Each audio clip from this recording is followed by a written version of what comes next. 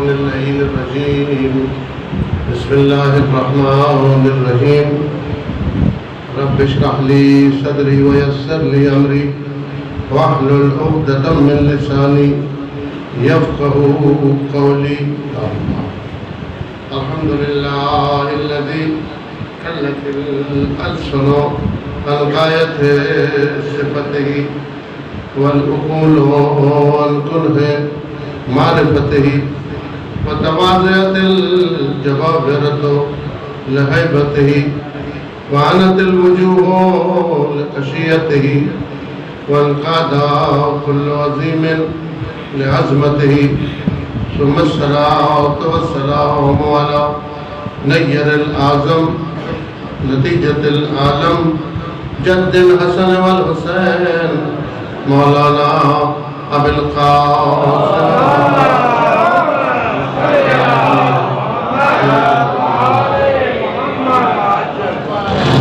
وآل الطيبين الطاهرين المعصومين أما بعد قال الحكيم بسم الله الرحمن الرحيم إذا جاءوك فقل سلام عليكم كتب على ربكم رحمة إنه من عمل غير صالح فإنه هو الغفور الرحيم اللهم كن لوليك الحجة ابن الحسن صلواتك عليه وعلى آبائه في هذه الساعة وفي كل ساعة وليا وحافظا وقائدا وناصرا ودليلا وعينا حتى تسكنه أرضك وتمتعه فيها طويلا محمد عليه الصلاة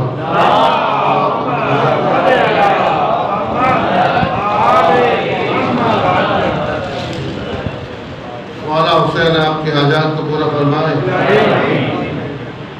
آپ سے بلا و مصیبت کو دور فرمائے آپ میں جو بے اولاد ہیں انہیں اولاد عطا فرمائے جو با اولاد ہیں ان کی اولاد کو پروان چڑھائے بانی محفل کی حاجات کو پورا فرمائے جن سے بلا و مصیبت کو دور فرمائے آپ سب کو اسی سال امام حسین کی زیارت نصیب فرمائے امام رضا کی زیارت نصیب فرمائے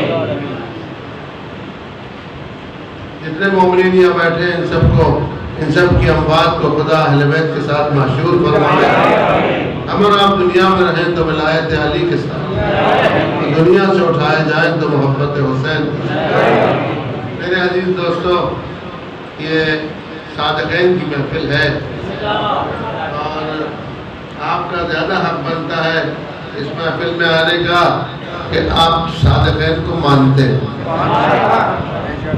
ظاہر ہے کہ ہمارا امام صادق ہے پیغمبر صادق ہے تو ظاہر ہے کہ صادقین والے صادقین کی محفل کرنے کا زیادہ اور یہ ایسے صادق ہیں کہ دیکھیے قرآن میں اللہ نے نوح پہ سلام کیا ہے تو یہ کی بات سلام کیا ہے کہ سلام علیہ نوح فی العالمین اور سلام کر کے یہ نہیں کہا کہ مومنین تم بھی سلام بھیجو سلام تو کیا ہے سلام علیہ نوح لیکن یہ نہیں کہا کہ یا ایھا الذین آمنوا اے ایمان والو تم بھی سلام بھیجو لیکن جب پیغمبر پہ سلام کیا ہے ان اللہ و ملائکتہ یصلون علی النبی یا ایھا الذین آمنوا صلو علیہ وسلم تسلیما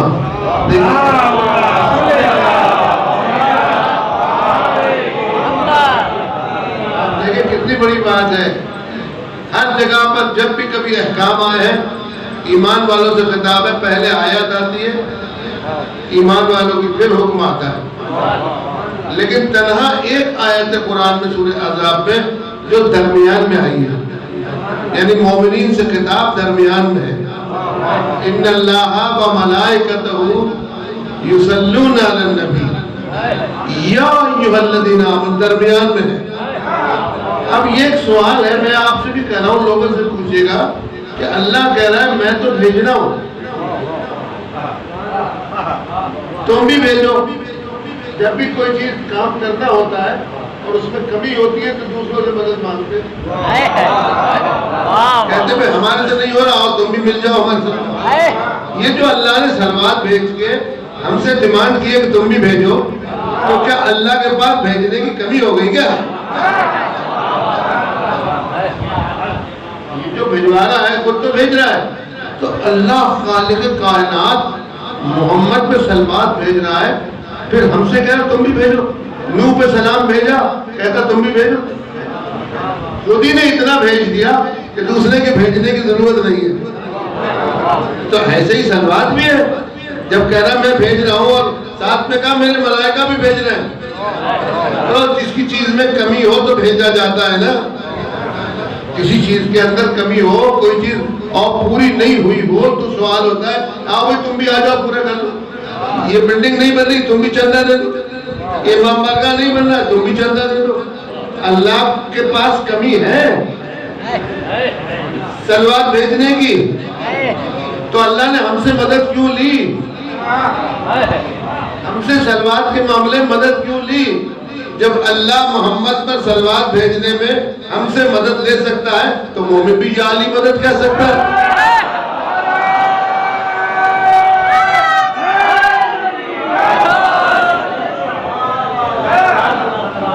اللہ کہہ رہا میں تو بھیج رہا ہوں، یہ کون سی سلوات ہے جو اللہ بھیج رہا ہے اور ہم سے بھی کہہ رہا تم بھی بھیجو۔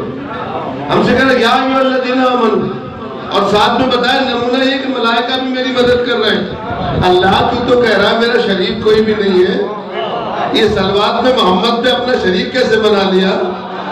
یہ کون سی چیز ہے جو ہم سے ڈیمانڈ کر کے کہہ رہا ہے تم بھی آ جاؤ، تم بھی آ جاؤ میرے ساتھ اور تم سلوات بھیجو۔ اچھا ہم نے سب نے علماء نے یہ کہا کہ سلوات ایسی چیز ہے کہ بھیجی نہیں جا سکتی، بھیجی جا ہی نہیں سکتی۔ جو چیز اللہ بھیج رہا ہے اسے ملا کیا بھیج سکتا ہے؟ ایک آدمی ایک چیز ہے، میں کہہ رہا ہوں صاحب یہاں سے حاجی صاحب امریکہ مال بھیج رہے ہیں تو ایک ہاری گئے میں بھیجوں گا، وہ کیا ہے؟ ہماری ویلیو کیا ہے اللہ کے مقابلے میں؟ وہ یہ کہہ رہا ہے تم بھی بھیجو اور خود آرڈر دے رہا ہے۔ کوئی ایسی چیز ہوگی کہ جو اللہ چاہ رہا ہے کہ بھیج کر میرا بندہ بھی معروف ہو جائے، میرا بندہ بھی پہچانا جائے؟ جب وہ بھیج رہا ہے تو ہم سے بھجوا کیوں رہا ہے؟ اس لیے سب نے کہا یاد رکھنا جو فعل اللہ نے کر دیا وہ کوئی کر ہی نہیں سکتا، اس مدد جس چیز کو اللہ نے بھیج دیا تو کوئی بھیج نہیں سکتا۔ اب ایسا کرو کہ اللہ ہی سے کہو، اس لیے ہمارے یہاں کی سلوات یہی ہے، اللہ ہی سے کہو پروردگار تو نے ہمیں حکم دیا ہے ہمارے فائدے کے لیے، ہم تو نہیں بھیج سکتے، اب ہم تجھ سے کہہ رہے ہیں کہ تو خالق ہے، ہم تو نہیں بھیج سکتے، اب تو آل محمد پہ سلوات بھیج۔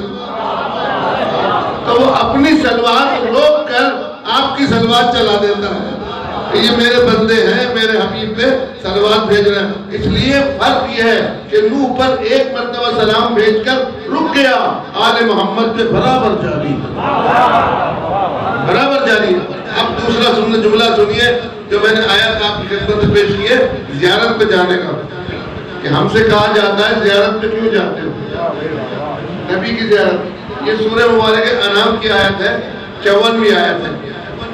یا ایھا الذین آمنوا، اب ایمان والوں سے خطاب ہے، کیسا اچھا خطاب ہے، کس انداز میں دیکھیے، محسوس ایسا ہو رہا ہے جیسے ابھی خطاب ہوا ہے، ابھی ہم سے اللہ خطاب کر رہا ہے۔ پیغمبر سے اللہ کہہ رہا ہے اذا جاؤک، جو تیرے پاس لوگ آئیں اور ہماری آیات پر ان کا ایمان پہلے سے ہو، ہماری آیات پر ان کا ایمان پہلے سے ہو، فقل سلام علیکم، تو پیغمبر تو انہیں سلام کر۔ سلوات میں تو کہا گیا کہ تم بھیجو، اور اب پیغمبر سے کہہ رہا ہے فقل سلام علیکم، پیغمبر تم ان پہ سلام بھیجنا۔ کن پر؟ جو تیری زیارت کو آئیں۔ جاءک الذین یؤمنون بآیاتنا فقل سلام علیکم، جب تیری زیارت پہ آئے تو تو انہیں سلام کر۔ اللہ اکبر. نبی کی زیارت کرتے گیا تھا رضی اللہ ہو گیا علیہ السلام. علماء کے کربلا کس لیے بلا رہے ہیں؟ فقل سلام علیکم، کہا اور نبی کہے سلام. آج بتائیے پیغمبر سے اس زمانے میں خطاب تھا کہ آج بھی ہے؟ بھی خطاب ہے، آج بھی خطاب ہے. آج کہاں جا کے سلام ہو رہا ہے؟ وہاں تو صلاۃ و سلام بند ہے. وہاں تو کہا جائے گا صلاۃ بھی بدعت ہے اور سلام بھی بدعت ہے. قرآن کہہ رہا ہے جب تیرے پاس آئیں اور تجھے آ کے تیری زیارت کو آئیں تو تو انہیں کہے سلام علیکم. محمد سلام کر رہا ہے. وہ کون سا محمد ہے جو ان کے مومنین کے سلام کا جواب دے رہا ہے؟ سلام کرے اور انہیں ساتھ میں یہ کہو کہ تمہارے ساتھ جو گناہ ہے نا اللہ نے وہ معاف کر دیا. کتب علی ربکم، کتب علی نفسکم من ربکم رحمہ، تمہارے رب کی طرف سے تم پر رحمت واجب کر دی گئی ہے. رمضان کے لیے جب کہا گیا تو کہا کتب علیکم الصیام کما کتب علی الذین من قبلکم لعلکم تتقون، ہم نے تم پر روزہ فرض کر دیا ہے. لیکن محمد کی زیارت پہ کہا کہ جب تم نبی کی زیارت کو آؤ گے تو تم پر رحمت فرض کر دی گئی، یعنی تم پر رحمت واجب ہے. اور تیسرا کام یہ، ایک نبی سلام کرتا ہے، ایک رحمت واجب ہوتی ہے، اور تیسرا کام یہ کہ ہم نے تمہارے گناہوں کو بخش دیا. کن کے؟ جو لوگ زیارت پہ آ رہے ہیں، جو لوگ نبی کی زیارت کو آ رہے ہیں ان کے گناہ بخش دیے گئے. آج کون ہے؟ اس لیے پیغمبر نے کہا حسین منی وانا من الحسین، میرا حسین مجھ سے ہے اور میں حسین سے ہوں. یہ مولانا بیٹھے، ایک واو جو ہے وہ 17 معنی میں استعمال ہوتی ہے. واو زید و بکر، جا زید بھی آیا اور بقیہ عاطفہ ہے، ایسے 50 قسم کی واو. لیکن ایک واو کا معنی عربی میں بدل. یہ جو حسین منی وانا من الحسین ہے یہ عاطفہ نہیں ہے کہ میں حسین سے ہوں حسین مجھ سے ہے. یہاں تک تو صحیح ہے کہ میں حسین مجھ سے ہے. سب نے کہا واہ واہ واہ واہ، لیجئے بچے باپ سے ہی ہوتے. لیکن یہ کوئی نئی بات نہیں ہے. کہا نہیں نہیں میں حسین سے ہوں. یعنی کیا؟ یہ واو واو میں بدل ہے کہ اگر میں نہ ہوں تو حسین کے پاس آ جانا، اگر میں نہ ہوں تو حسین کے پاس آ جانا. زیارت ہے. نہیں صاحب دیکھیے ہر ایک آدمی کا ایک اپنا آزاد ذہن ہے. کہتے صاحب سب کچھ اللہ کے حوالے ہے. اہل حدیث کا ایک کہنا ہے کہ اللہ سے مانگو. اور وہ کیا کہتے ہیں کہ دیکھیے اللہ نے قرآن میں کہا ہے کہ اولم یرو الی الطیر جب سماعت ما یمسکہن الا اللہ، آسمان میں جو پرندے اڑتے ہیں انہیں کوئی نہیں اڑا سکتا سوائے اللہ کے. تو کہا اللہ ہی ہے جو انسان کو دیتا ہے اور اللہ ہی ہے جو پرندوں کو اڑاتا ہے. یہ سورہ نحل کی آیت ہے. سورہ نحل میں اللہ نے کہا واقعہ اولم یرو الی الطیر جب سماعت ما یمسکہن الا اللہ، ان کو کوئی تمسک نہیں دے سکتا سوائے اللہ کے. سبحان اللہ. پرندہ اڑتا ہے اللہ کی وجہ سے اڑتا ہے، اللہ اڑاتا ہے. تو کہا دیکھو پرندے کو بھی اللہ کی ضرورت ہے، غیر اللہ کی ضرورت نہیں ہے. بالکل صحیح بات ہے. پبلک کو بیوقوف بنا لو، غیر اللہ سے مدد مت لو، اللہ ہی مدد کرے گا. سبحان اللہ. وما من دابۃ، سورہ انعام، وما من دابۃ فی الارض وما من دابۃ فی الارض ولا طائر یطیر بجناحیہ. پرندہ جو آسمان میں اڑتا ہے نا، اللہ اڑاتا ہے نا، آسمان میں جو اڑتا ہے نا وہ اپنے پروں کے ذریعے اڑتا ہے. یہ قرآن کی آیت ہے وما من دابۃ فی الارض الا علی اللہ. وہ جو پرندہ اڑتا ہے وہ اپنے پروں کے ذریعے اڑتا ہے. ایک جگہ کہہ رہا ہے کہ پرندے کو کوئی نہیں اڑا سکتا، اللہ اڑا سکتا ہے. سورہ نحل میں کہا کہ پرندہ جو اڑتا ہے اپنے پروں کے ذریعے اڑتا ہے. آپ بتائیے ہم بھی تو یہی کہتے ہیں، ہم بھی تو یہی کہتے ہیں سب کام اللہ کرتا ہے لیکن کسی کے وسیلے سے. جب پرندے کو پروں کے ذریعے اڑا سکتا ہے تو ہمیں عباس کے ذریعے اڑا سکتا ہے. پرندہ پروں کے ذریعے اڑتا ہے. قرآن نے کہا کوئی پرندے کو نہیں اڑا سکتا. ما یمسکہن الا اللہ, اللہ اڑاتا ہے. ٹھیک ہے, اللہ اڑاتا ہے, سبب ہے, اللہ اڑاتا ہے, تو کس کے ذریعے؟ تو کوئی سبب ہونا. جب پرندے کو آسمان پہ جانے کے لیے کوئی سبب ہے تو مومن کو جنت پہ جانے کے لیے علی کی ولایت سبب ہے.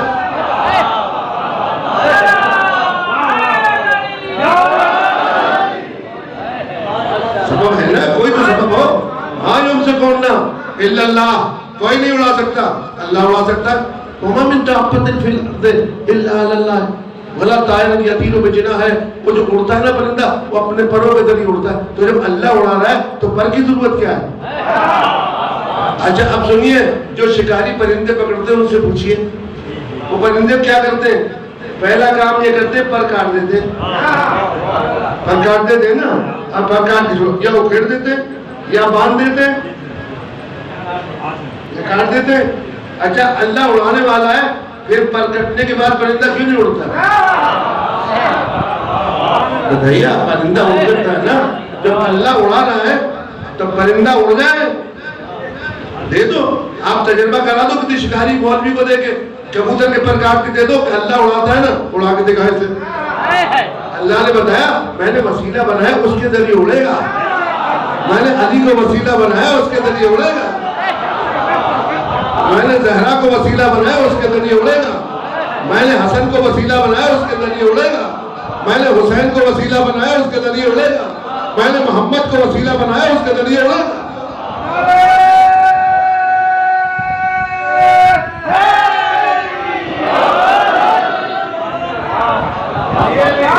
اور کیا آپ نے دیکھیں کتنی قرآن کی کھلی ہوئی گفتگو ہے. کس قدر میٹھے انداز میں قرآن کہہ رہا ہے کوئی نہیں اڑا سکتا پرندے کو.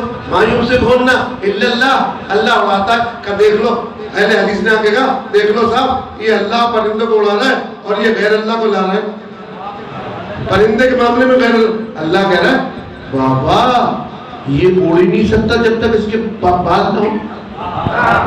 اڑ ہی نہیں سکتا. ہم نے بال دیے ہی اس لیے کہ اللہ کے ہوتے ہوئے بال کی ضرورت ہے. اور پرندے کے پر شکاری کاٹ دیتا ہے, اس لیے ہم سمجھاتے ہیں لوگوں کو کہ یہ شکاری تمہارے پر کاٹ رہے ہیں.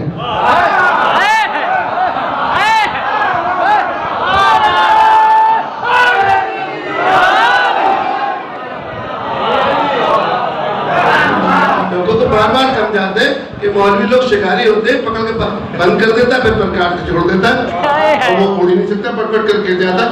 وہی پرندہ جو آسمان میں اڑ رہا ہے, وہی پرندہ جو آسمان میں ہواؤں کو کاٹ رہا ہے, وہ زمین میں پڑا ہے اور اڑ ہی نہیں سکتا. کیا ہوا کہ اس کے پر کاٹ کس نے کاٹ دیے؟ شکاری نے کاٹ دیے. اب بھی یہ کہتے ہیں مولوی صاحب آپ اپنی نماز کے پر مت کرو,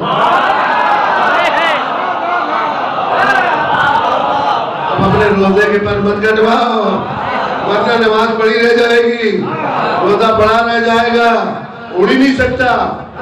عمل کی پرواز ہوتی ہے نا. نماز کہاں جا رہی ہے؟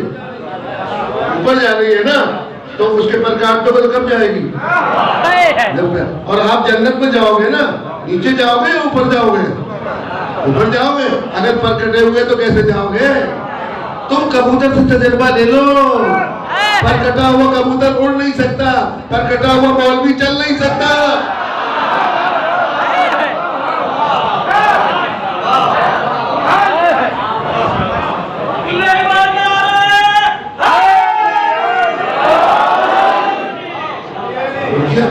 اڑ ہی نہیں سکتا, چل ہی نہیں سکتا. اس لیے کہتے ہیں وسیلے کی ضرورت نہیں ہے. بتاؤ کبوتر کو وسیلے کی ضرورت نہیں ہے. سب چیز ہر کام اللہ کرتا ہے, ہر کام اللہ کرتا ہے. اس کی عزت کی قسم وہی کرتا ہے, لیکن اس نے کسی کو وسیلہ بنایا. ذرا سی ہوا ہو تو اڑنے میں کبوتر کے بال وسیلہ ہوتے ہیں. جنت میں جانے میں علی وسیلہ نہیں ہوگا کیا؟ زہرا وسیلہ نہیں ہوگی کیا؟ تمہیں وسیلے کو تلاش کر لو. تمہیں صراط پہ جانا ہے, کوئی وسیلہ تو ہو. صراط پہ جانا. دیکھیے سرکار میں آپ کو ایک تاریخی بات بتاؤں. الیکشن کرائے تھے اللہ نے, یہ کہا تھا انی جاعل فی الارض خلیفہ, میں خلیفہ بنانے والا ہوں. ابھی بنایا نہیں تھا, بنایا نہیں تھا، اعلان کیا تھا. ایک مولوی صاحب ابھی ان کا نیٹ پہ تقریر پڑھی بھی سننا تھا، پنجاب کے ہیں، ڈاکٹر بھی ہیں، اپنے ساتھ پتہ نہیں کیا کیا لگاتے نا. کہنے لگے دیکھیے کتنی اچھی بات ہے، دیکھ کیا بات ہے، دیکھیے کتنی اچھی بات ہے کہ خلافت ایک ایسا منصب ہے کہ جب اللہ نے کہا کہ میں خلیفہ بنانے والا ہوں تو سارے ملائکہ نے نزا کر لیا کہ خلیفہ ہم میں سے بنا، اور ساتھ میں ریزن یہ پیش کیا کہ تو خلیفہ ایسے کو بنا رہا ہے جو مفسد ہے، جو فاسد ہے. آپ کسی بھی بڑے مولوی کو کہو کہ آپ فاسد ہو تو یہ گالی ہے نا. کہ فرشتے معصوم ہو کر آدم کو فاسد کہہ رہے ہیں. یہ کہا کہ اس کے لکھ رہے تفسیر میں کہ فرشتوں نے کہا کہ تو اس کو بنا رہا ہے کہ جو فاسد ہوگا، تو آدم تو معصوم ہے، یہ معصوم کو فاسد کیسے کہہ رہے ہیں؟ اور ملائکہ فاسد کہنا گالی ہے نا. فاسد کیسے کہتے ہیں اسے جو شریعت سے ہٹ جائے. کہ اللہ میاں نے کہا فرشتوں نے، انہوں نے کہا نہیں، معصوم کبھی یہ فیل کر ہی نہیں سکتے کہ اللہ سے کہے کہ تم معصوم کا قول نہیں ہے، یہ شیطان کی بات ہے. مانا شیطان معصوم خلیفوں کو پہچانتا ہی نہیں ہے. دیکھیں کتنی عجیب بات ہے کہ اس نے کہا تو ایسے کو بنا رہا ہے جو فاسد ہے. آپ کسی مولوی صاحب کہیں کوئی الیکشن میں ایسے کھڑا کر رکھا ہے جو فاسد ہے، آپ کا پیچھا نہیں چھوڑے. یہ فاسدوں کو کیوں بنا رہا ہے تو اللہ کو معلوم نہیں تھا کہ فاسد نہیں بناتے. فرشتہ اللہ کو بتا رہا ہے. فرشتے میں طاقت تو دیکھیے کہ وہ اللہ کو کہہ رہا ہے کہ تو فاسد کو بنا رہا ہے، اور اللہ نے یہ نہیں کہا کہ تو نے صحیح کہا یا غلط. اللہ نے دیکھا انی عالم ما لا تعلمون، جو کچھ میں جانتا ہوں وہ تم نہیں جانتے. فرشتے اجنہ کو دوسرے مولوی فاسدوں کو دیکھ رہے تھے. اللہ نے کہا یہ تو معصوم ہے، معصوم سے کبھی خطا ہو نہیں سکتی. اور اس کا تجربہ اللہ نے کرا دیا. میرے سرکار آپ دیکھو اللہ نے کائنات میں پرندوں کو بھیج کے بتایا، پرندوں کو. الم تر کیف فعل ربک باصحاب الفیل، ہم نے ہاتھی کے لیے ابابیل کو بھیجا تھا. بھئی 14 تو آئی ہوگی، کتنی بھی ہو مجھے لیکن کم سے کم 14 تو ہوگی نا. جب 1000 ہاتھی تھے تو کتنی ہوگی؟ 14 تو ہوگی نا. پرندے تھے نا، اڑتے میں آئے تھے. ہاتھی دیکھو کہاں اور ابابیل دیکھو کہاں. اتنی سی ابابیل، اتنا بڑا ہاتھی، اور مار کے چلی بھی گئی، اور ایک بھی ہاتھی نے ابابیل کو نہیں مارا. ساری ابابیلوں کا مارنے کا لکھا ہے لیکن ہاتھیوں کا نہیں لکھا. بھئی کوئی تو ہاتھی کی سونڈ میں آ جاتی، کسی کو تو مار دیتا. بمباری ہوتے میں طیارہ بھی تو پھرتا ہے، ہوتے میں تو راکٹ چلتا ہے. 1000 ہاتھی تھے، وہ ایک تو مار دیتا. کہ جسے اللہ بھیجتا ہے، جو اللہ کا فعل ہوتا ہے، اسے کوئی نہیں مار سکتا، نہیں مار سکتا. ابابیل کو بھیجا اور مار دیا. اب جب تفسیر لکھ رہے ہر کون بھی نہیں لکھا کہ جسے بھی ابابیل نے مارا وہ مر گیا، وہ بچا ہی نہیں. آپ کوئی مارنے کی تیار بمباری کرتا ہے تو اس سے قانون یہ ہوتا ہے کہ جب بمباری کر کے نیچے سے اٹھ جاتا ہے نا تو کسی کا ہاتھ کٹ جاتا ہے، کسی کا پیر کٹ جاتا ہے، لیکن زندہ بھی رہ جاتے ہیں، زخمی بھی ہو جاتے ہیں. یہ کوئی کیس ایسا ہوا ہے اب تک کہ ابابیل کے مارے کوئی 5-6 مولوی مل گئے ہو، 5-6 ہاتھی مل گئے ہو کہ یہ ان کو ابابیلوں نے مارا تھا. جب جنگ ختم ہو گئی تھی تو پھر تو تلاش ہوتی نا کہ یہ مارے تھے ہاتھی اور ان پہ ایک کی ٹانگ کٹی ہوئی ہے. اچھا اور بتاؤں دوسرا راکٹ کا نظریہ بتاؤں آپ کو کہ جب اوپر سے بمباری ہوتی ہے تو سب پہ لگتی ہے نا. تو وہاں تو اونٹ بھی کھڑے تھے اور ہاتھی بھی کھڑے تھے اور بھیڑیں بھی کھڑی تھی اور عبد المطلب بھی تھے اور ابو طالب بھی تھے اور خدا کا گھر بھی تھا. کیا ٹارگیٹ لے رہی ہے ابابیل؟ یہ اچھی طیارہ، کیسا اچھا طیارہ ہے. کوئی ایسا طیارہ لاؤ تو صحیح کہ جو اپنوں کو نہ مارے اور پرایوں کو مارے، جو لعنت اللہ کو مارے اور رضی اللہ کو نہ مارے. کوئی ایسا ہے کائنات میں، ایسا کیس ہے؟ ایک نے بھی نہیں لکھا کہ ابابیل نے مارنا چاہا تھا ہاتھی کو اور لگ گیا اونٹ کے. تو یہ ہوتا کہ جب کبھی اللہ اپنا فعل کر کے بھیجتا ہے پرندے کو تو وہ کبھی غلط مارتا ہے کبھی صحیح مارتا ہے. میں نے اس مارنے سے سمجھ لیا کہ میرا امام کیسا ہے. خدا کی قسم آپ کو میں انعام دوں گا اگر کوئی شخص بتا دے کہ مولا کے ہاتھ کا مارا ہوا بچا ہو. ایک آدمی بھی مارا ہوا ایک آدمی بھی مارا ہوا بچا ہو. اس کو مارا اس کی ٹانگ کٹ جاتی. تلوار چل رہی ہے ہاتھ کٹ جاتا. بعد میں آگے بنتا ہاتھ کہ اسے حضرت علی نے ہاتھ کاٹ دیے تھے یہ پڑا ہے مرا ہو یہ ٹانگ ٹوٹا ہوا پڑا رگڑا. نہیں یہ مولا کا مارنا نہیں تھا. کسی کو بھی نہیں مارتے تھے. اسے مارتے تھے کامل مارتے تھے. مولا نے بتا دیا جب اللہ کا فعل آ جائے تو اس میں خطا نہیں ہوتی. جب پرندہ اللہ کا ہو کر خطا نہیں کرتا تو عین اللہ وجہ اللہ جب اللہ کیسے خطا کرتا.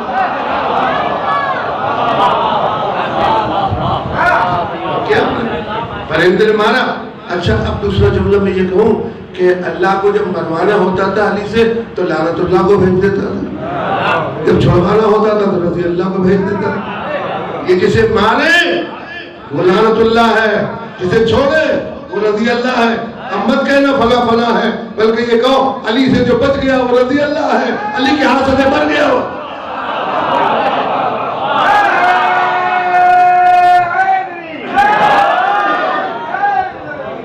اور کیا آپ نے اس لیے میرے سرکار وہی بات لے آئے میں آپ کی خدمت میں کہ یہ کہا صاحب وہ فرشتوں نے کہا کہ تو فاسد کو بنا رہا. آدم فاسد یہ فرشتوں کا علم ہے. یہ عصمت ہے. جتنا آدمی شریف ہوتا ہے اتنا گالیاں نہیں بکتا. آپ نماز نہیں پڑھتے 2 رکعت دن کے پیچھے. اگر یہ مولانا بیٹھے باقر تھا یہ مولانا بیٹھے اگر آپ کو روڈ پہ گالی وقت مل جائے تو آپ نماز پڑھ لو. مولی صاحب آپ کو گالی کیوں بک رہا ہے اس سے معافی مانگی. اللہ اکبر. فرشتے گالیاں دینا فاسد کو بنانا. آدم فاسد تھے. دیکھیے ابتدائی میں نظریہ میں اب وہ ڈاکٹر صاحب کہہ رہے دیکھیے ابتدائی خلافت میں نزاع تھی اللہ میاں نے سمجھا دیا. ایسے ہی بعد میں بھی مسئلہ ہوا حضرت علی کو سمجھا دیا وہ مان گئے. اللہ اکبر. وہ خلافت ایسی چیز ہے سرکار کہ علی کے اختیار بھی نہیں. اللہ نے کہا میں بنا رہا ہوں. اب دیکھو الیکشن دیکھو کیا ہوتا ہے. آپ کے الیکشن ہوتے ہیں نا 2 سیٹیں ہیں 2 سیٹیں نامنیٹ ہوئی. ایک تو خلیفہ کا اعلان کیا شیطان کے سامنے دونوں سیٹیں تھی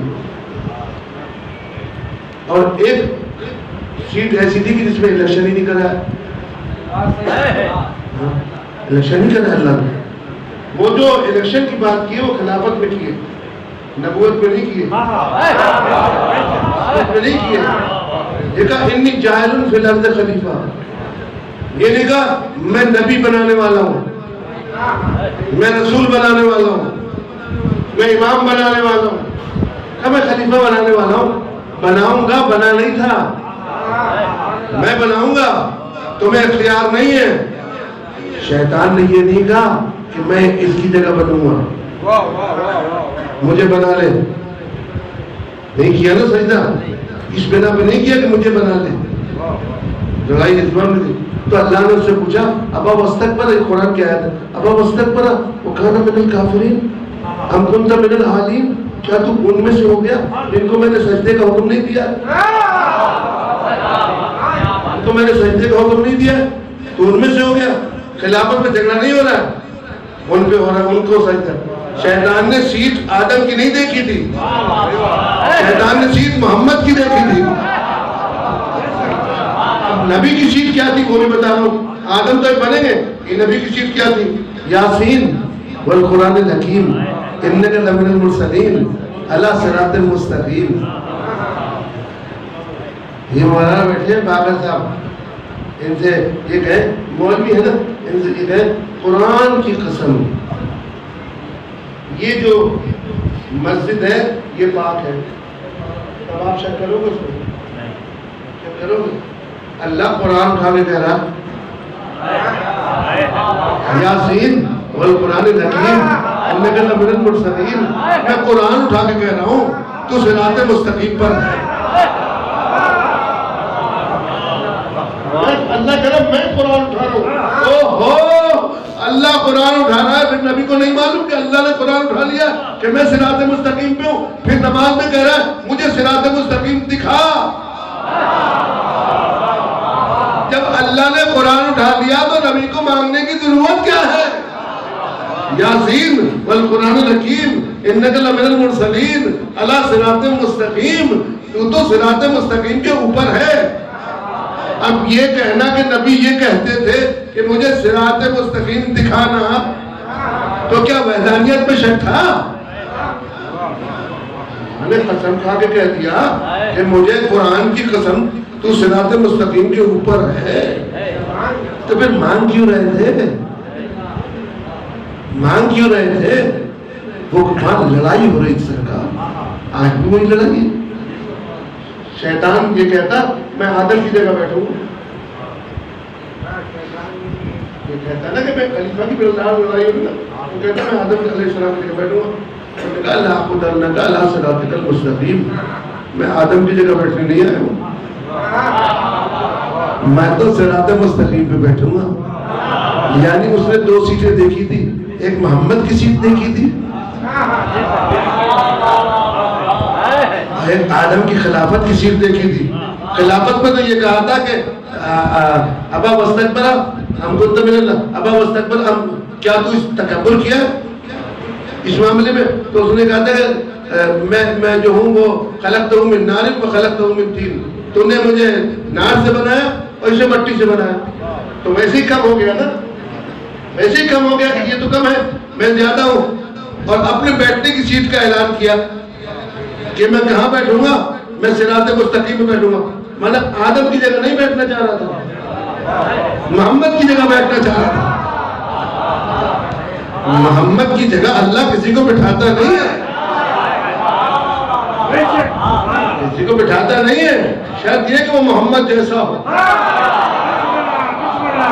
وہ محمد جیسا ہو۔ ایک بہت بڑا اہل سنت کا عالم ہے معین الدین عربی، اس نے بڑی اچھی بات لکھی ہے۔ اس نے کہا پیغمبر نے جب بت گرائے تو علی کو اپنے چند کندھے بٹھا لیا بت گرانے کے لیے۔ جیسے ہی علی پیغمبر کے کندھے میں بیٹھے ملائکہ میں ہیجان پڑ گیا کہ ایک کندھا خالی تھا جس میں فرشتے نہیں تھے، ایک کندھا خالی تھا جس میں ملائکہ نہیں تھے، اس میں علی بیٹھ گئے، اپنے کندھے بٹھا لیا نا۔ اب سنیے، دیکھیں پیغمبر کی سیرت جو ہے نا وہ ہر آدمی کی سمجھ میں نہیں آ سکتی۔ پیغمبر نے ایسی گرائیں لگائی ہیں اہل بیت کے بارے میں کہ کوئی کھول ہی نہیں سکتا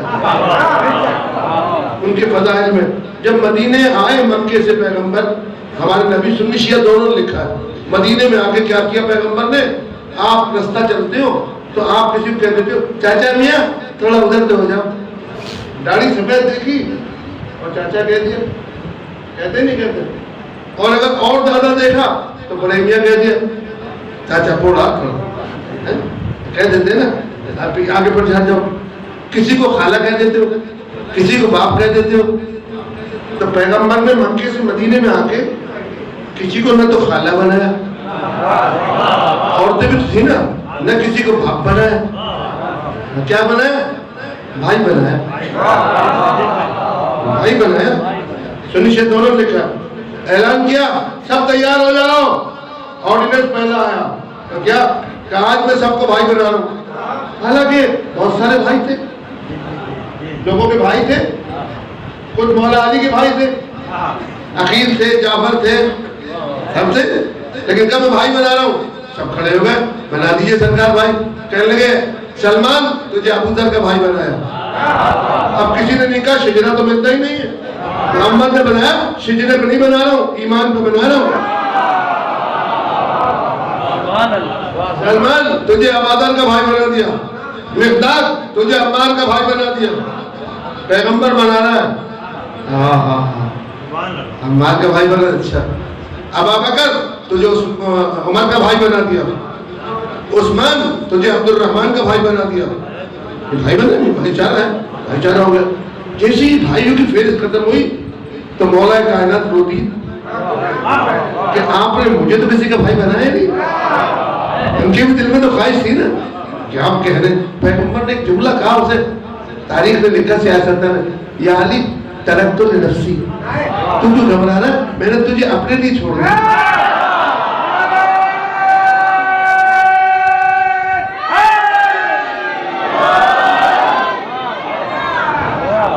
میں نے تجھے اپنے لیے چھوڑ دیا، تجھے اپنے لیے چھوڑ دیا۔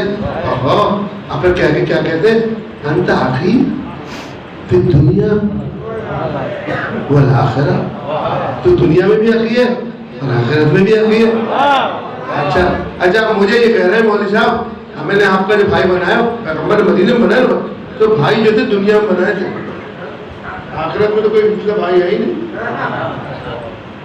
نفخ فی الصور، قرآن، نفخ فی الصور فلا انصاب بینہم، جب سور پھونکی جائے گی تو شجرہ تو ہوگا ہی نہیں، تو جب نسب ہی نہیں ہوگا تو بھائی کہاں سے ہوگا؟ بھائی تو نسب پہ ہوتا ہے نا، ہو گیا نا؟ تو مانا بھائی بنائے تو دنیا میں کہ تو اس کی مدد کر، یہ تیری مدد کرے۔ اور علی کو کہاں کا بھائی بنائے؟ پھر دنیا، پھر دنیا کہو، پھر دنیا والآخرہ، تو میرا دنیا میں بھی بھائی ہے، آخرت میں بھائی ہے۔ اچھا آخرت میں بھائی کیوں بنا رہے ہیں؟ کہ آخرت میں مومن اپنا بھائی مومن کو اس لیے بناتا ہے کہ اگر میرے پاس نامہ اعمال میں کمی ہو وہ کر دے، دنیا میں تو نہیں مل سکتی نا۔ آپ کے پاس 200 ایکڑ زمین ہے، میرے بھائی بن جاؤ، 100 مجھے دے دو، نہیں بابا ایسا نہیں ہو سکتا۔ آخرت میں یہ کہ اگر نامہ اعمال میرا نہیں ہو، کمی ہو، گناہ ہو، تو وہ بھائی آگے کہے کہ اللہ میری وجہ سے اس کو بخش دے۔ اسی طریقے سے یہ جو پیغمبر نے بھائی بنایا اس لیے کہ ایک دوسرے کی مدد کرے دنیا میں بھی۔ اب دراصل یہ ہے کہ بھائی اس لیے بنتے کہ اعمال میں کمی پوری کر دے، ہے نا؟ میں آپ سے پوچھنا چاہتا ہوں کہ اگر اعمال میں نقص ہو تو کمی کرے گا؟ یہ سنی شیعہ دونوں نے لکھا ہے، میری بات یاد رکھنا، محمد کا نام اعمال ہے ہی نہیں۔ آپ بتاؤ پیغمبر کا نام اعمال کہاں ہے؟ پیغمبر کے کندھے میں کوئی فرشتے ہیں؟ نام اعمال کا جب پڑھتا ہے نا، جب فرشتے لکھے تو نبی کا تو عمل لکھنے والا کوئی ہے ہی نہیں۔ آئینے کا کیا نام اعمال ہوگا؟ ہے نام اعمال، تو نام اعمال نہیں ہے، ہے ہی نہیں، کوئی نہیں لکھ رہا کہ پیغمبر کے دوش پر فرشتے ہیں۔ اگر فرشتہ محمد کے دوش میں بیٹھ جائے تو وہ افضل ہے، وہ افضل کائنات میں کہ محمد کے دوش بیٹھ گئے۔ اس پہ آدم نہیں بیٹھ سکتے، اس پہ نوح نہیں بیٹھ سکتے، اس پہ ابراہیم نہیں بیٹھ سکتے، اس پہ موسیٰ نہیں بیٹھ سکتے، اس پہ عیسیٰ نہیں بیٹھ سکتے۔ اس پہ بیٹھ سکتا ہے تو محمد بیٹھ سکتا ہے۔ کیا آپ نے؟ اب بتائیے، اب میں آپ سے پوچھ رہا ہوں کہ پیغمبر نے جو علی کو کہا کہ تو میرا آخرت میں بھائی ہے، تو یہ نام اعمال میں نقص کی وجہ سے کہا تھا کیا؟ نام اعمال تو ہے ہی نہیں، پھر کس بات کا؟ پھر کیا مدد چاہ رہے ہیں آخرت میں؟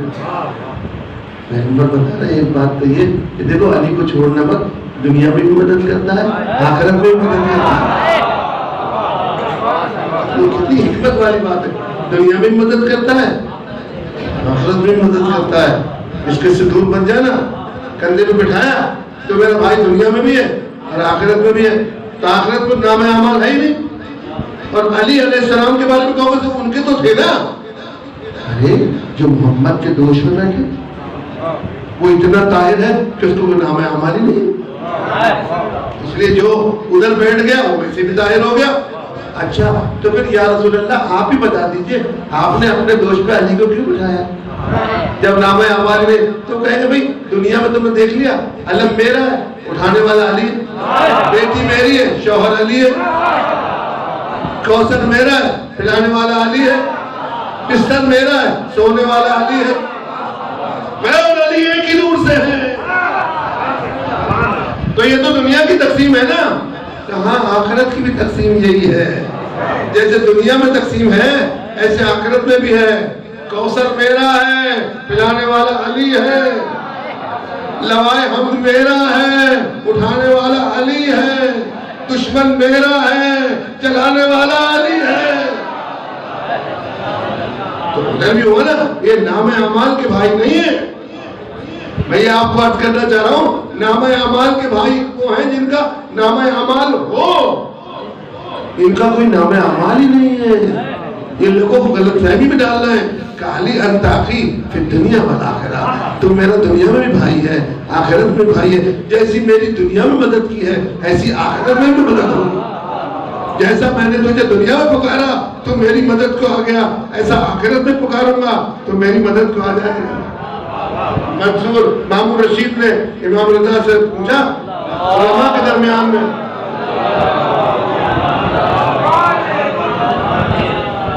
امام رضا سے علماء سارے مذہب کے مسلک کے علماء بیٹھے تھے، ان کے سامنے پوچھا آپ کیا ایک حدیث ہے کہ وہ کون سی؟ کہا آپ کے جد کے بارے میں کیا؟ کہ یہ حدیث ہے کہ یا علی انت قسیم النار والجنت، تو جنت اور جہنم کا بانٹنے والا ہے۔ اب امام رضا کیا کہے؟ امام رضا نے کہا مامون رشید میں تجھ سے ایک حدیث پوچھتا ہوں، پوچھ لیجئے۔ کہ تیرے جد ابن عباس کا قول ہے کہ نبی نے فرمایا یا علی حبوں کا ایمان بغض کا کفر، جو تیرے پر ایمان لاتا جو تجھ سے محبت رکھتا ہے وہ با ایمان ہے، اور جو تجھ سے دشمنی رکھتا ہے وہ کافر ہے۔ کہا یہ حدیث تو ہے کہ حبوں کا ایمان بغض کا کفر، پھر تقسیم ہو تو گئی، کافر جہنم میں جائے گا، مومن جنت میں جائے گا۔ پھر جہنم میں جائے گا، مومن جنت میں جائے گا۔ اس لیے کہا یاسین والقرآن الحکیم، اس قرآن حکیم کی قسم اے نبی تو صراط کے اوپر ہے، تو صراط سے نیچے ہو ہی نہیں سکتا۔ جو ہر وقت صراط کے اوپر ہے وہ اتنا ہی نہیں۔ اب آپ اس سے ایڈریس مانگو کہ نبی کے گھر کا ایڈریس کہاں ہے، آپ اس سے پوچھو نبی کا گھر کہاں ہے، تو میں کہوں گا صراط کے اوپر ہے، صراط کے اوپر ہے۔ اب یہ تو نہیں ہو سکتا کہ اپنا بنگلہ تو صراط کے اوپر بنا لے اور اپنی اولاد کا بنگلہ نیچے بنا جائے۔ تو نبی کا گھر صراط کے اوپر تو فاطمہ کا گھر بھی صراط کے اوپر، اور ایسی صراط بڑی ہے کہ شیطان نے دیکھ کے کہا، وہ جو لوگ کہتے ہیں نا تلوار سے زیادہ باریک، بال سے زیادہ نازک جہنم پہ بنی ہوئی ہوگی، تو شیطان بیٹھے گا کہاں؟ کوئی وسیع چیز ہوگی نا۔ مانا مراد سمجھانا ہے، ایسا راستہ ہے جس پہ ابلیس نے چل کے دیکھا یہ صحیح ہے، یہاں بیٹھوں گا۔ انہوں نے خلیفہ کے راستے کو اختیار نہیں کیا، اس نے محمد کے راستے کو اختیار کیا، کہا یہاں بیٹھ کے گمراہ کروں گا، لاقودنک اللہ صراطک المستقیم، تیری عزت کی قسم تیرے راستے پر بیٹھ جاؤں گا۔ کس پر؟ صراط پر، وہاں پہ بیٹھوں گا، وہاں پہ لوگوں کو گمراہ کروں گا۔ تو کوئی راستہ ہے نا، ہم سے تو رکا بھی نہیں جا رہا، ہمیں تو ڈرا رہے مولوی لوگ کہ صراط پہ جاؤ گے اتنی باریک راستہ، اور شیطان بیٹھا ہے نا۔ اللہ اکبر، خدا بتانا چاہتا ہے ایسا راستہ ہے جس پر محمد بھی بیٹھا اور شیطان بھی بیٹھا۔ ابھی تمہاری اپنی پہچان ہے کہ شیطان کو مان لو یا محمد کو مان لو، تمہاری اپنی تشخیص ہے، تم دیکھ کے پہچانو کہ شیطان کے راستے پہ نہیں جانا، محمد کے راستے پہ جانا۔ اس لیے پیغمبر نے کہا یا علی انم انتم، میں اور تو ایک ہی نور سے، یا علی تو اس نور سے ہے جس سے میں ہوں، انا و علی من نور واحد، میں اور علی ایک ہی نور سے ہے۔ ایک ہی نور کا فلسفہ آپ کو بتاؤں، دیکھیے اس حدیث کو سیاہ ستار نے نہیں لکھا ہے، اس میں کوئی شک نہیں، لیکن ہمارے پاس امام رضا سے روایت ہے،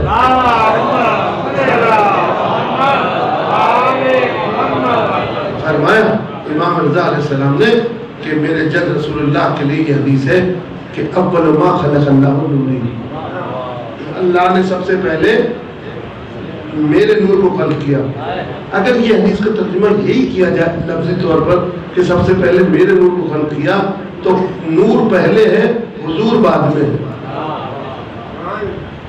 اگر اس کا ترجمہ یہ کیا جائے تو نور پہلے ہے، اور جو چیز پہلے ہو وہ افضل ہوتی ہے،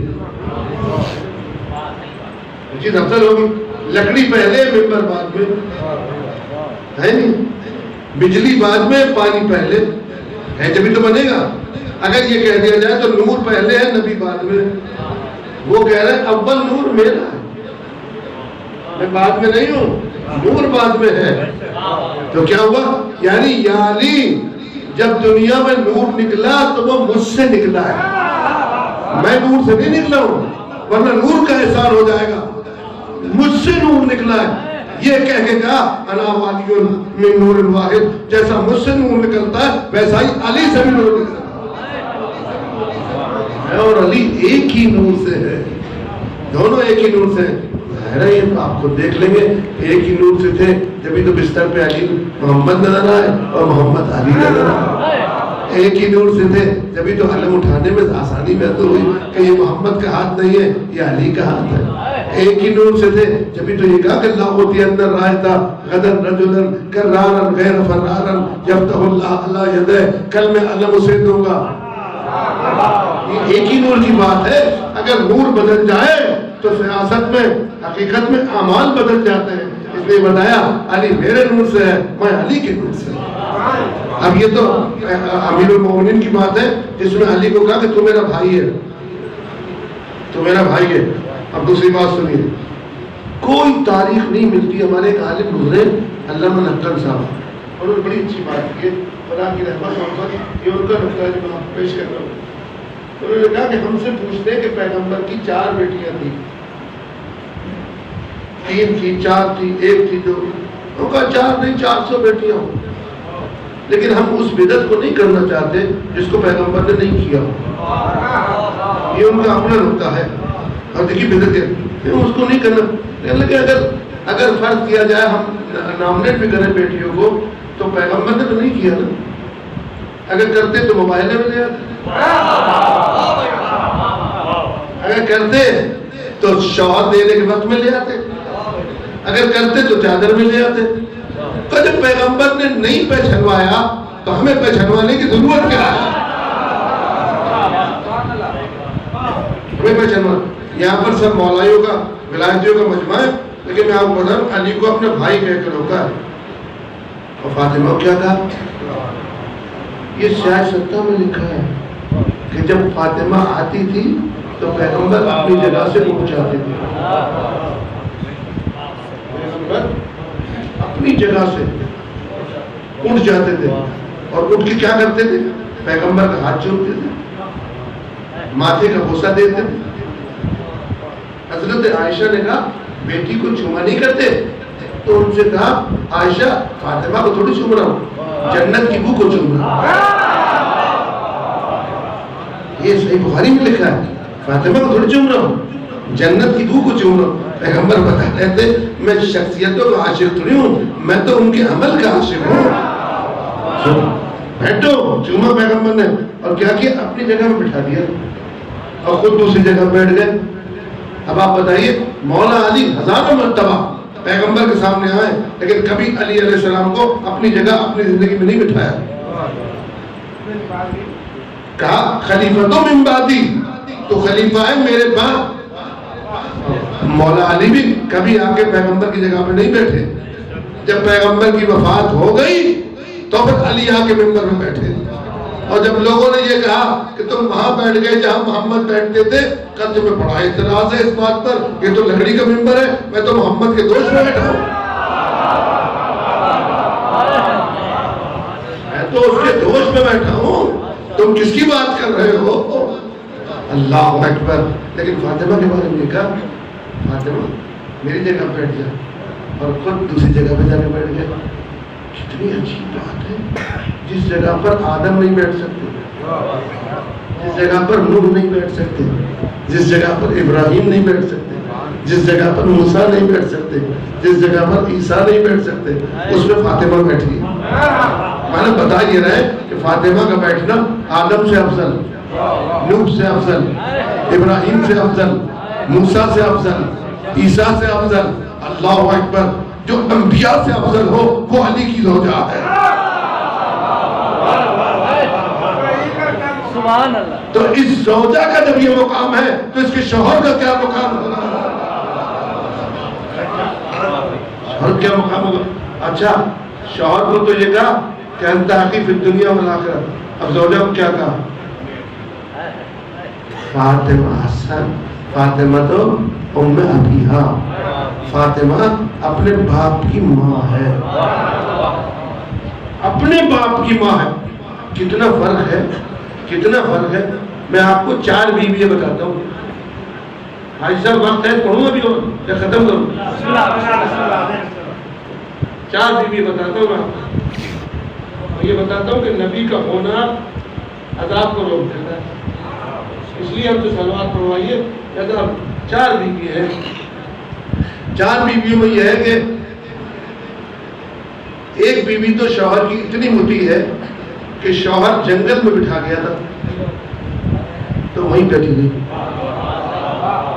اور کہا کہ میں کہیں نہیں جاؤں گی، ہے نا؟ اسے سنی شاید انہوں نے لکھا ہے۔ اور ایک مچھ میں پانی بھرا تھا اور 2-3 چوکی روٹیاں، اور وہ بٹھا کے چلے گئے۔ چلتے میں پوچھا سرکار میں کو جو بٹھا کے جا رہے ہو یہ کس کے حکم سے؟ کہ میرے پروردگار کے حکم سے۔ بتا گئی نبی جہاں بٹھا دے وہیں بیٹھ رہے،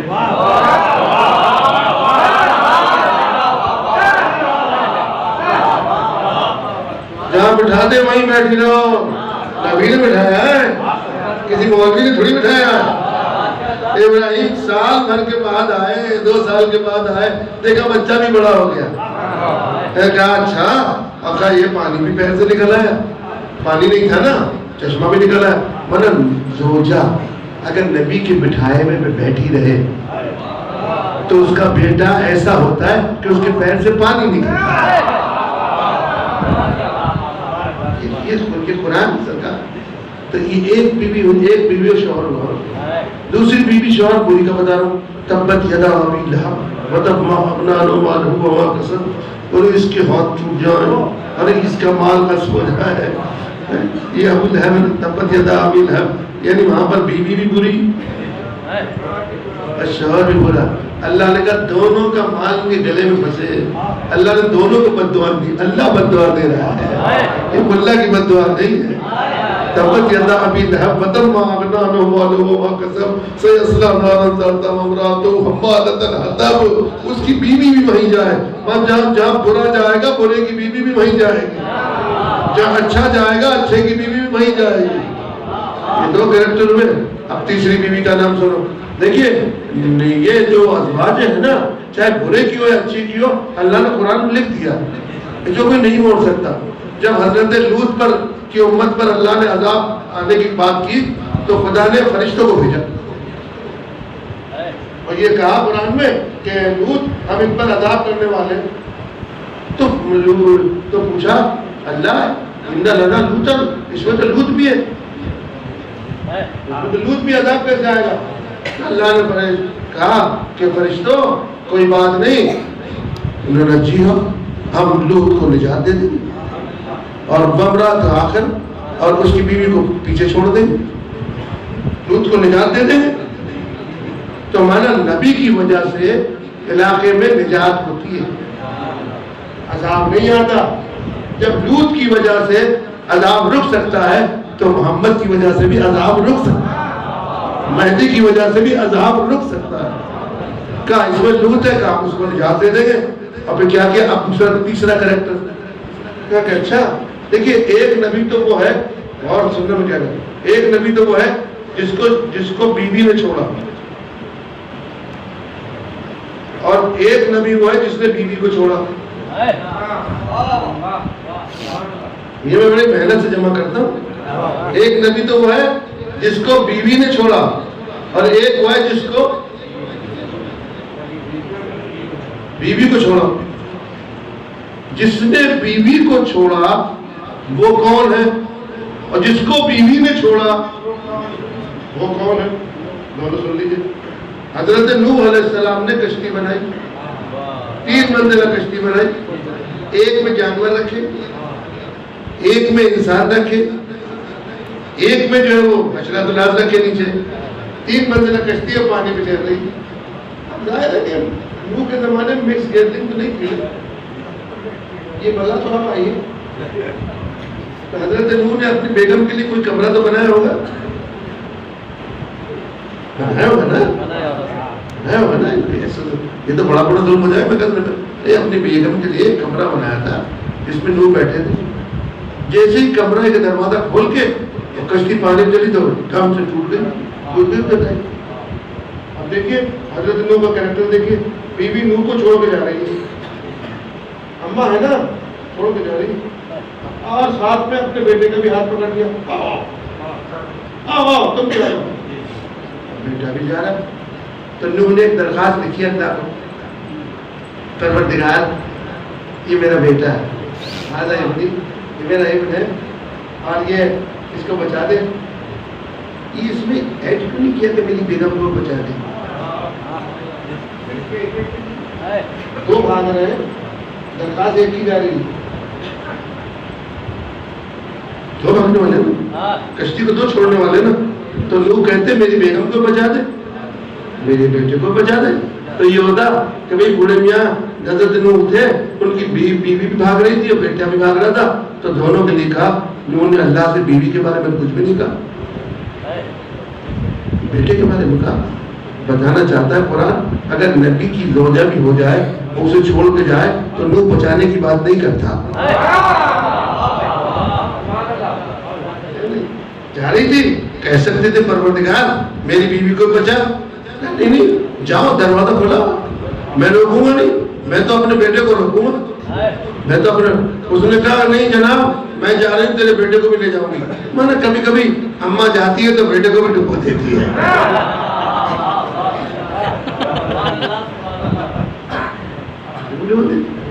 اب دیکھو اب حضرت نوح نے دعا کیا کی، وہی پہ دعا کی، وہ قرآن کی آیت ہے جو سب پڑھتے ہیں لوگ. ربنا اغفر لی، شب جمعہ ہے، ولوالدی ولمن دخل بیتی وللمؤمنین والمؤمنات. پروردگارہ مجھے بخش دے، میرے ماں باپ کو بخش دے، اور اسے بخشنا میرے بیت میں جس کو ٹیسٹ کر لے کہ اس کا ایمان ہے یہ بے ایمان نہیں.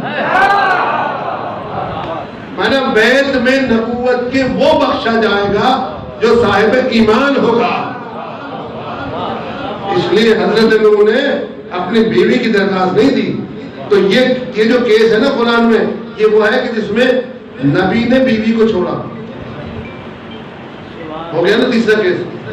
اور چوتھا یہ ہے کہ بیوی نے نبی کو چھوڑا، وہ بیوی نے نبی کو چھوڑا.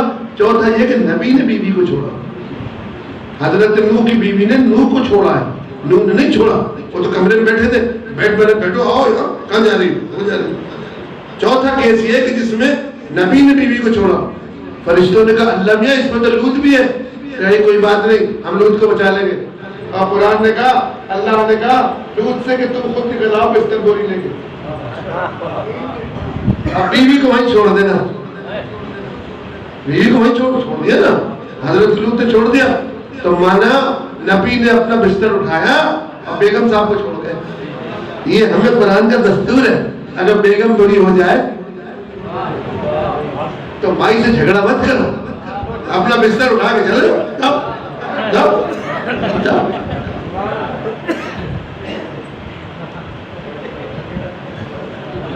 کہ مولانا پکش ہے، یہ لڑائی نہیں ہے. یہ کہ روز رو رہا اللہ میری بیوی کو اچھا کر دے. پیغمبر کا فرمان ہے کسی کی بیوی بری ہے اور ٹیسٹ لگا کے دیکھ لیا ٹھیک نہیں ہوگی تو دعا نہیں کرے، دعا نہیں کرے، کیونکہ بری چیز بری ہے، اچھی اچھی ہے.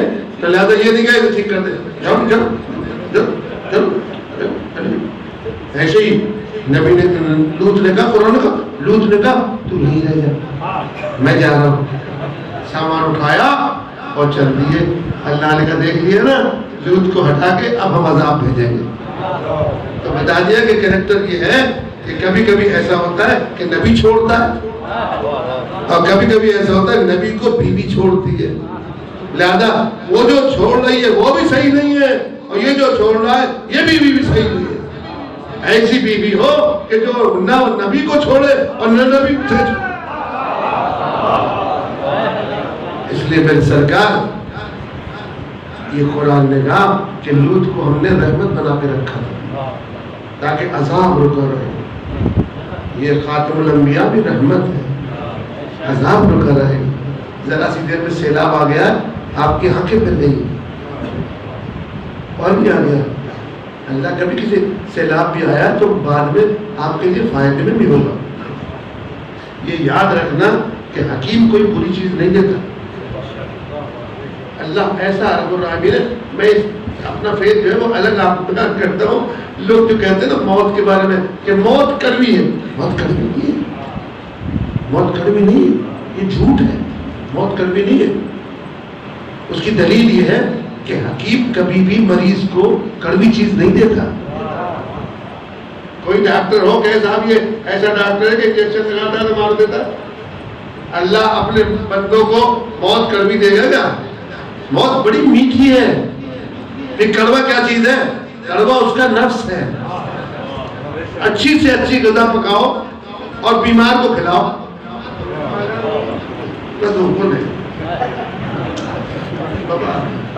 میں وہی مرچے تو میں تو کھاؤں گا نہیں، دوسرا کھٹکر کھا رہا، مرچے کھا رہا، کیونکہ اس کا کبھی ہے نا. ایسے ہی طاقتور آدمی بہترین پلاؤ کھا کر کیا پکا تھا اور یہی بیمار کو کھلاؤ. مزہ نہیں ہے. مانا نفس کا مزہ ٹھیک کرنا، نفس کا مزہ ٹھیک کرنا. جیسے بیمار نفس کو موت کڑوی ہوتی ہے، ایسے بیمار مولوی کو علی کی ولایت کڑوی ہوتی ہے.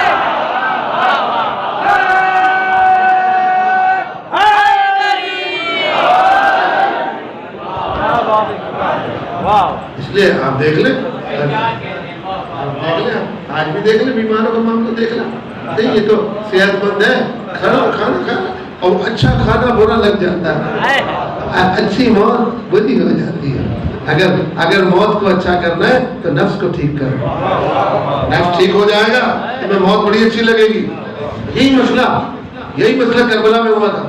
امام حسین نے بتایا دیکھو قاسم کا نفس کیسا ہے، تو کہنا مجھے شہد سے زیادہ میٹھا ہے، کیونکہ نفس ٹھیک ہے. اگر نفس ٹھیک ہے تو موت بڑی میٹھی ہے، اور اگر نفس بیمار ہے تو نفس موت بڑی تلخ ہے، بڑی تلخ ہے. بیمار آدمی سے وزن ہی نہیں اٹھتا. جو بیمار ہے اس سے کہو یہ وزن اٹھا، نہیں اٹھا سکتے. جب پوری وزن نہیں اٹھا سکتا بیمار ہو کر، وہ علی کی ولایت کو کیسے اٹھا سکتا ہے؟ اٹھا سکتا ہے. اس لیے پہلے پیغمبر کی ڈیوٹی یہ لگائی کہ یزکیہم، یہ تزکیہ کرتا ہے. تزکیہ اس لیے نہیں کرتا ہے کہ وہ طاقت، اور تزکیہ اس لیے کرتا ہے کہ وہ پاک ہو کر پاکوں کے ذکر کو اٹھا لے، پاکوں کے ذکر کو اٹھا لے. ورنہ کام بھی کیا ہے؟ کہنا بھیجا ہی اس لیے ہے کہ نفس کو پاکیزہ کرتے ہیں، کیونکہ نفس میں موت آنے والی ہے نا. اور موت کو آنے کے بعد انسان کو کمال دیتی ہے. کمال کیا دیتی ہے؟ پتہ ہے کیا کمال دیتی ہے؟ آپ مولا علی کو کہتے ہیں یا علی مدد، پیغمبر کہتے ہیں یا رسول اللہ مدد، تو وہ تو مدینے میں ہے نا. یہاں کیسے آ گئے؟ ہر قبر میں کیسے آ گئے؟ کیونکہ ان کا نفس اتنا پاکیزہ ہے، اتنا پاکیزہ ہے کہ وہ ہر جگہ پہنچ جاتے ہیں. اسی لیے کہا کہ تو نفس کو پاکیزہ کر لے، یہ منزل تیرے لیے آسان ہو جائے گی کہ علی کیسے آتا ہے اور کیسے جاتا ہے. اس لیے قرآن نے کہا بس میرے سرکار میں نے ختم کیا. آپ حضرات کا اللہ جزا دے. میں یہ دو باتیں یاد رکھیں کہ زیارت کا جو فلسفہ ہے ہمارے پاس اس قرآن کی آیت کے تحت ہے. سورہ انعام کی 54ویں آیت جا کے دیکھ لیجئے گا.